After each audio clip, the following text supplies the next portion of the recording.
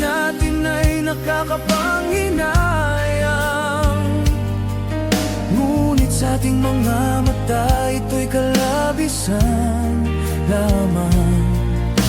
Patuloy lang masasaktan ang mga puso. O bakit kay sakit pa rin ang paglalang?